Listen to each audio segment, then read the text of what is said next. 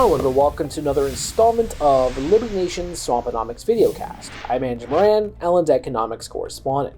Each week, I dive into the morass of top economic news stories and fish out compelling narratives, or I retrieve fallacies that have been accepted as conventional wisdom by the swamp creatures for years. This week, America feeling labor pains. Fewer companies are shedding payroll, the number of job openings is at a decade high, and companies are so desperate for labor that they are offering handsome compensation benefits. And yet, there is a labor supply shortage during the post-coronavirus economic recovery. What's going on? As Liberty Nation has reported in recent weeks, there are various factors at play. Workers cannot return yet because they are caring for children or aging loved ones, fear of contracting COVID-19, and President Joe Biden's $300 a week top-up. For unskilled workers employed behind the counter or waiting tables, why bother returning to the workforce when you can collect essentially the same level of pay? According to a new study at Wells Fargo, on average, anyone who earned less than $34,000 per year was better off collecting unemployment benefits than returning to the workforce. And this has many states worried that their economies might not rebound because not enough people are applying for jobs. But what is the solution for these states? Nearly 24 states are scrapping the $300 weekly unemployment boost that they assert has disincentivized workers, even for the time being, from re-entering the workforce. Some of the states include Montana, South Carolina, Oklahoma, Indiana, and Texas. Many of these states have seen a spike in total job postings. For example, total employment ads have surged more than 44% above pre-pandemic levels in the state of Montana.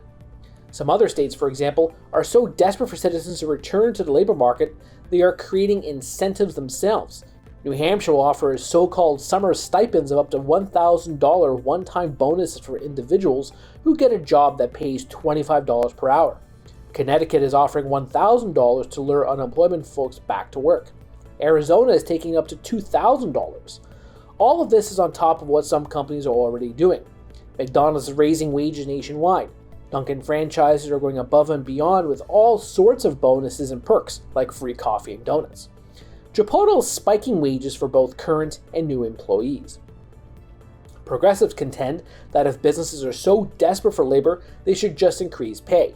The problem with this argument is that the average mom and pop shop could not be able to afford to, especially after these same progressives advocated destroying their living for the last year due to the pandemic.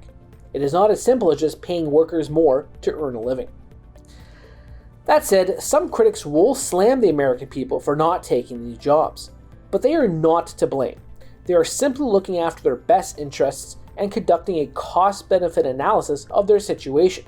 They are not lazy nor unethical. Life is all about options, and millions of people are choosing what is the best thing for their pocketbook and livelihood.